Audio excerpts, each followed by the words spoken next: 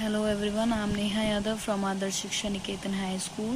This is the second poem of class 10. The name of the poem is The Fire and Ice and the name of the writer is the Robert Frost.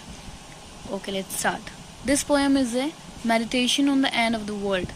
ये जो कविता है ये संसार के बारे में, जो संसार का अंत होगा उसके बारे में एक बात बताई गई है, सोचा गया, चिंतन किया गया. अकॉर्डिंग टू द बाइबल के अनुसार the world will and by the fire. जो संसार है उसका अंत जो होगा वो आग से होगा.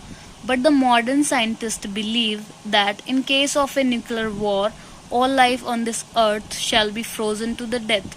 लेकिन जो आजकल के मॉडर्न साइंटिस्ट है, आधुनिक वैज्ञानिक है, उनका ये बिलीव है, उनका मानना है कि जो संसार है उसका जो अंत है वो परमाणु युद्ध, न्यूक्लियर वॉर जो होगी हमारी, उससे होगा. और जितनी भी लाइफ, जो संसार है वो फ्रोज हो जाएगा पूरा. डेथ, जितनी भी लाइफ्स हैं वो सारी बर्फ की तरह जम जाएंगी. ये संसार जो है पूरे तरीके से बर्फ बन जाएगा, नष्ट हो जाएगा. The poet has used fire and ice as the two symbols in the poem. जो कवि है उसने दो तरीके से इस कविता में सिंबलाइज किया है, फायर को और आइस को, आग को और बर्फ को सिंबलाइज किया है.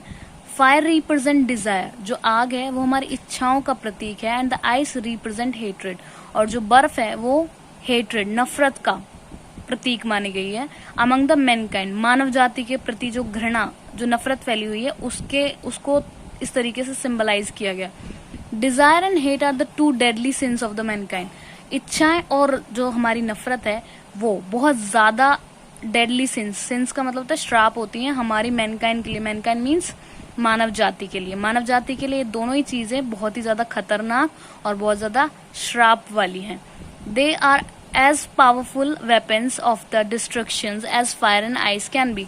और ये विनाश की उतनी ही शक्तिशाली वेपन्स है. वेपन्स मतलब हथियार हैं जो डिस्ट्रक्शन कर सकती हैं, मतलब कि नष्ट कर सकती हैं किसी भी चीज को, तो विनाश कर सकती हैं. और फायर एंड आइस दोनों जिस तरीके से नष्ट करने की शक्ति रखती हैं, उसी तरीके से जो नफरत और इच्छाएं हैं इसी तरीके से ये भी नष्ट करने की, इंसान और मानव जाति को नष्ट करने की ये शक्ति रखती हैं.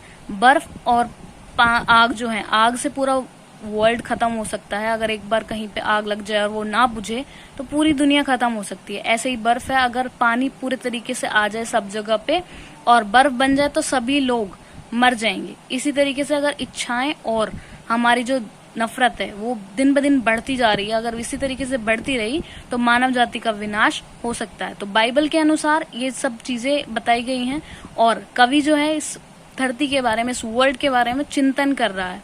तो ये एक मेडिटेशन वर्ल्ड के बारे में है, मेडिटेशन अबाउट द वर्ल्ड के बारे में कि किस तरीके से संसार का नाश हो सकता है.